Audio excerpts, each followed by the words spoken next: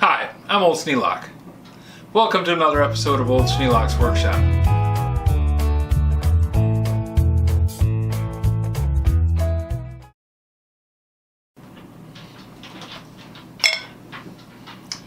Blade guide. It's been soaking in acetone for a week now. I think it's probably done. But that was to get the paint loosened off of it after I spent so much time painting it and making sure it was nicely coated with paint. Before I do the silver soldering, I have to have it chemically clean, because silver solder doesn't just melt and fuse the iron together.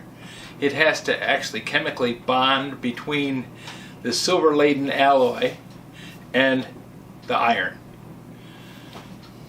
Part of the reason it's so successful is it doesn't change the crystalline structure of the iron, and it grips the full surface of the iron and binds it to the other piece of iron by a gluing action.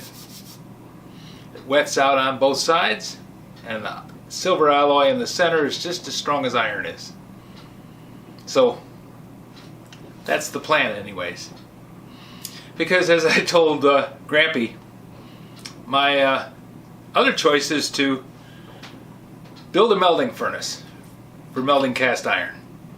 Then build the accompanying flasks and make a pattern of this, and then have it poured, cast, get a milling machine, machine the casting, and then I would have the whole project done except for mounting on the saw.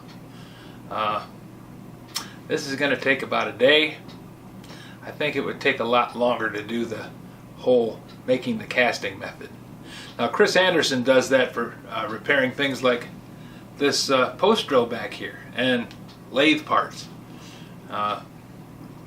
Old Iron Shop. Chris Anderson is a great place to go visit. He's on, I believe he's on Rumble now, and he's also on YouTube. So if you have any time, want to go see something really cool, he restores antique equipment, the Old Iron Shop. Kind of a fun place to go. Be that as it may, today's project is to fix this. And Grampy's workshop is another great place to go, because Grampy does things that are more project related. He fixes his tractor, he puts doors on his house, he builds a new deck. He does a lot of the things that I do. So if you got time, go visit Grampy too. Back to the job at hand. First thing I want to do is I got to get some more lights on in here, because this is okay for me talking to you, but you really want to see this up close. Piece of paper towel does two things for me. It absorbs any spills, stains, or drips and keeps them off the bench top. And the second thing is, it gives me an idea how big the shot is. If I stay in the area of this paper towel, you're going to see everything I do.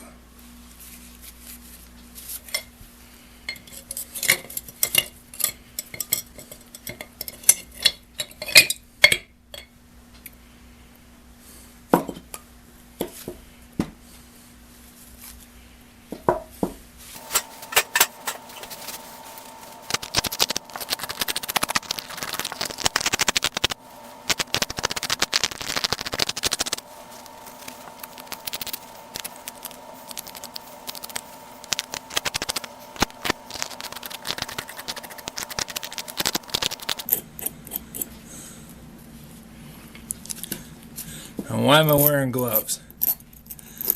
Well, because acetone is a really good solvent. It dissolves the oil right out of your skin.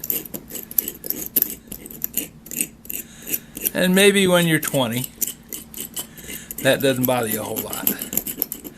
But when you get up around my age, which is a little bit north of 50,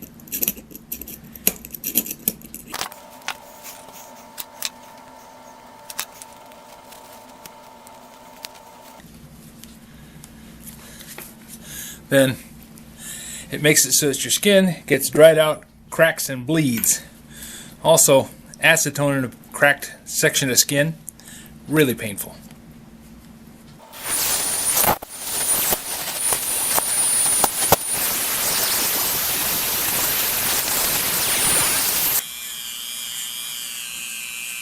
Now, cleaning off the whole thing is always good, but cleaning off this area here, paramount.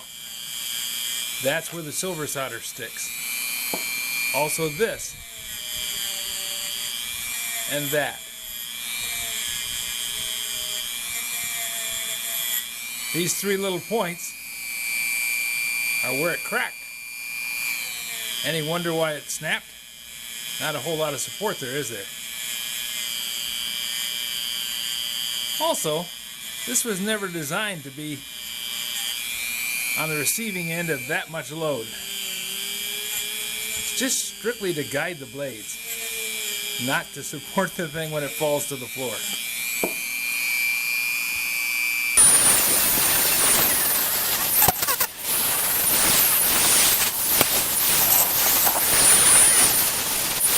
I could use the big wheel and wire brush the most of it and then come back and do the fine stuff with the Dremel. But this little small piece, really not necessary to have the big wheel.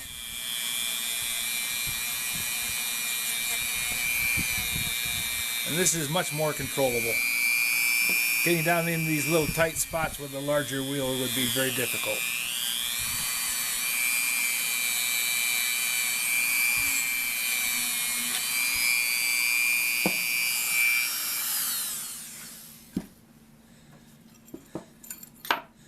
I'll get out the next one.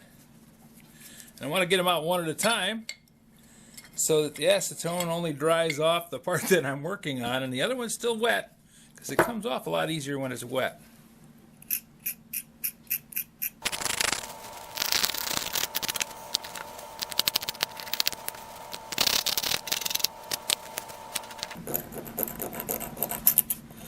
These dental picks come in really handy.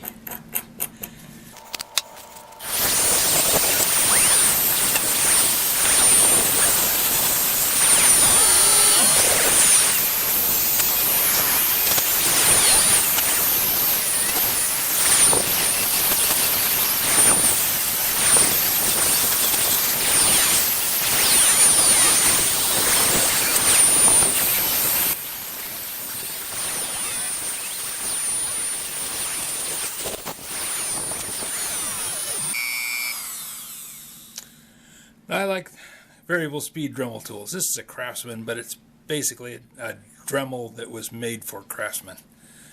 I like the variable speed because I can slow it down. When you're running a wire brush like this, if you run it this fast,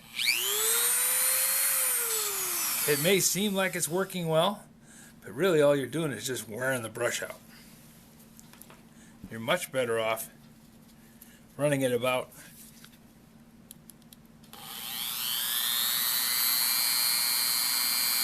well, on this scale it's like between a 2 and a 4, closer to the 4. So we could call that a 3.5 setting.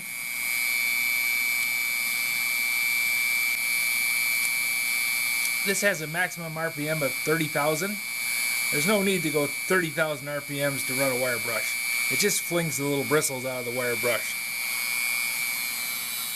This is like working really, really fast with this point. If I were doing this 3,000 times a minute, it would be very difficult to control and I'd probably end up sticking myself. This little wire brush, not only is it doing it 3,500 times a minute, it's doing it as many times as there are a little point of wire on the end of that wire brush, so speed is not necessary.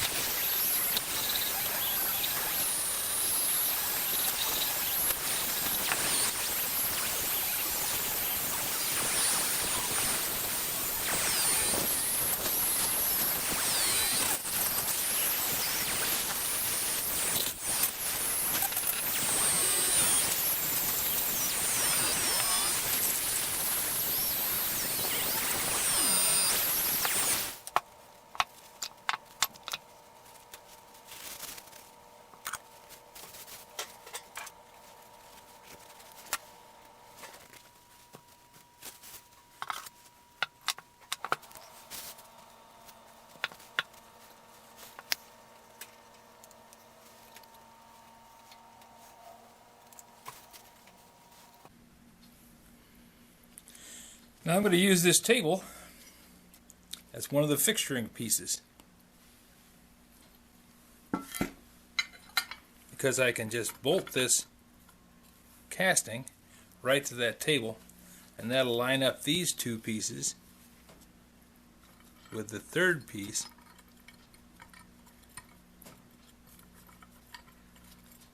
like so.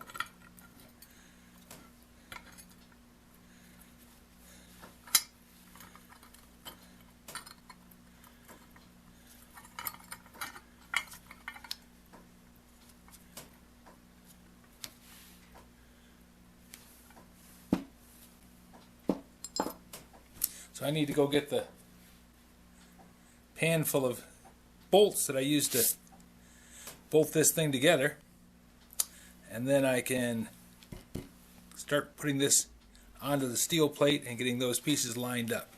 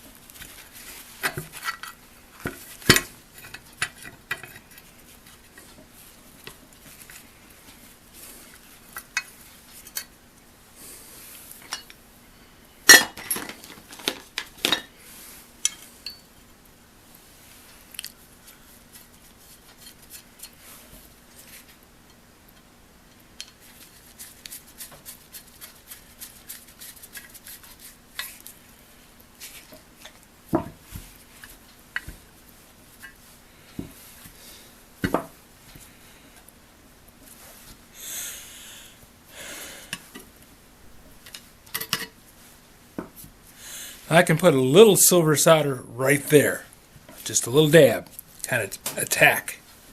But if I put enough silver solder in there to fill that joint up, it's going to weep down in and connect with this steel plate and lock the whole thing up.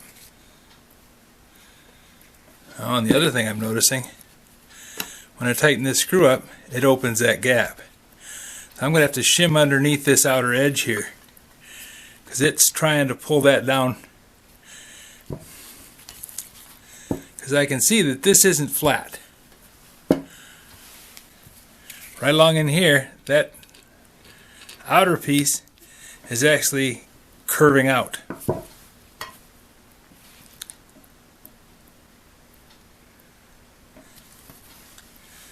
But this is a casting, and castings have draft on them. Unfortunately, they didn't remove all the draft on this casting, so this table tends to sit with this face down. We might have to do some adaptation to that to make it work. But like I said, if I leave it like that, I'm going to end up with a gap right here. Unacceptable.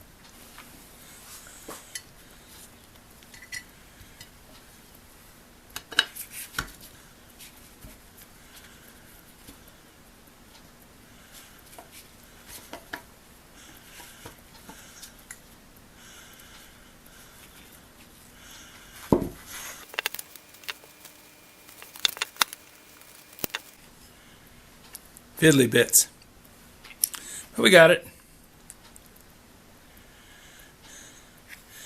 Fortunately, now it's sitting with that part closed and this part a little bit open. That's too much.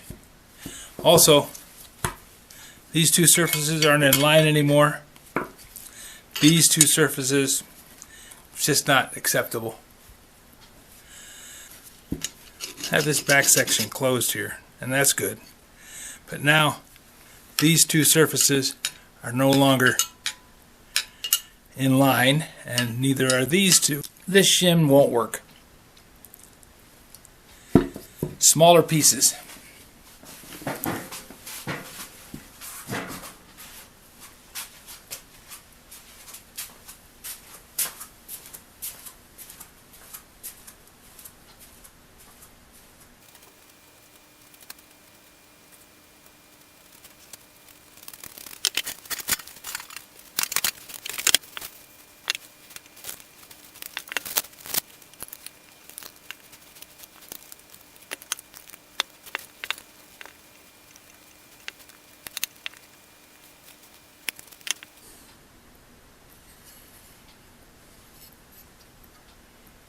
Okay, we're pretty close to right. Not perfect, but pretty close. Not real happy about this.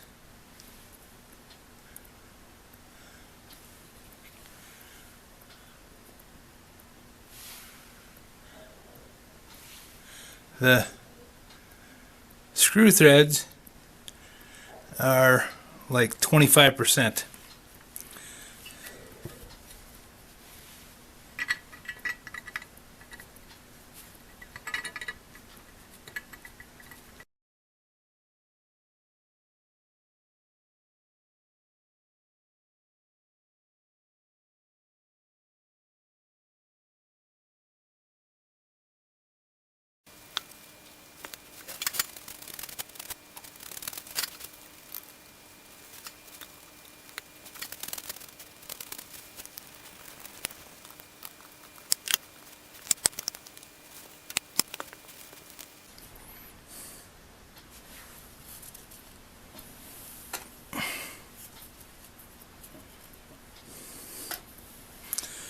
Okay, we're cleaned up,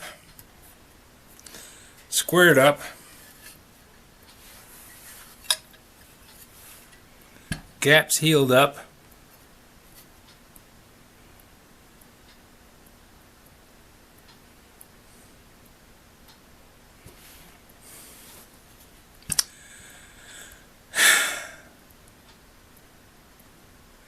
this casting is just beyond belief.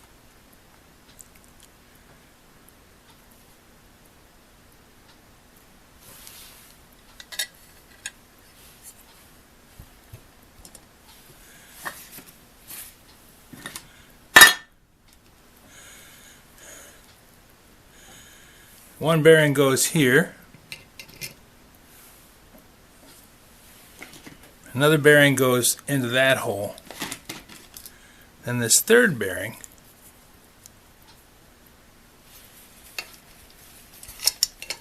sits down inside the pocket and guides the blade. The hole for the bearing is in the wrong spot.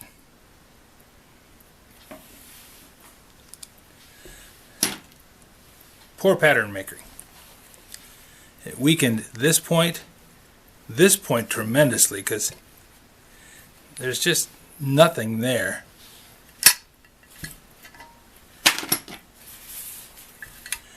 These were machined out to let this run up against the blade to the point where there's very little web there. Then this one, because it is drilled here, even though the blade is always going to run over here, there's no need for that hole there.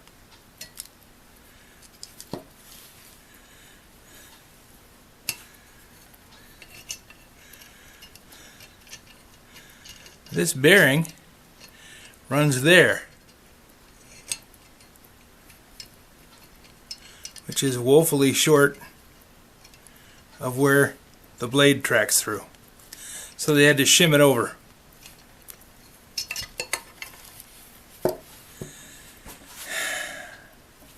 Moving these holes to the position where these were centered over this gap, having this gap not be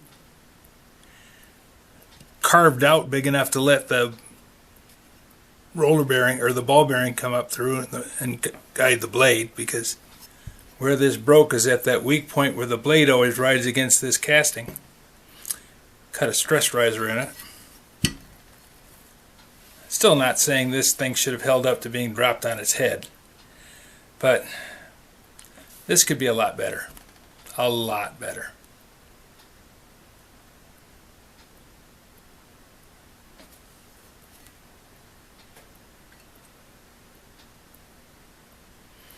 Okay, we're going to braze this thing together and see where we can go from there.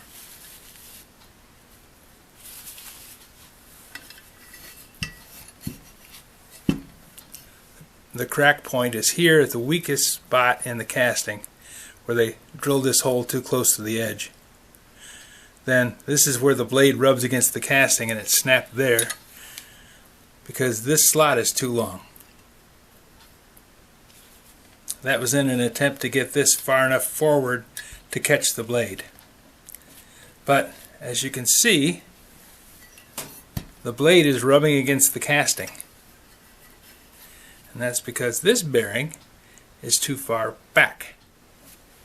And they machined that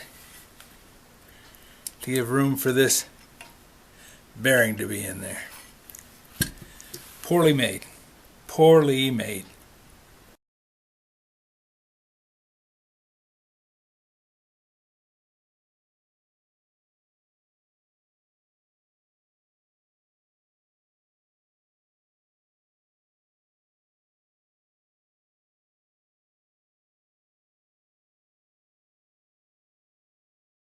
Parts are all cleaned up.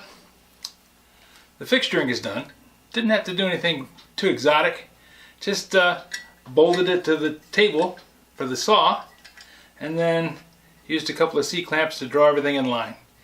Had to put a shim underneath one end of it because the casting draft has never been fixed when they made the thing.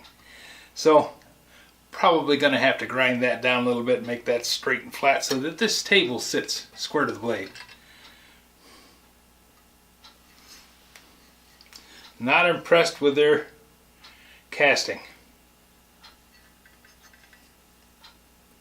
The holes are way out of position and it's just not what I would consider acceptable. It'll work, but just working. I mean, yeah, okay, I could probably break off the piece of steel by hitting it with a hammer. That would work, but when you got a saw, you want it to act like a saw, not a hammer. This thing is a hammer of a casting. And I know, Louie, 3 pound will take care of most everything, but there's better ways. If you have any suggestions for a new video, questions about today's video, or any of the other videos on the channel, just drop a note in the comments. You know I read them all. Thanks for watching.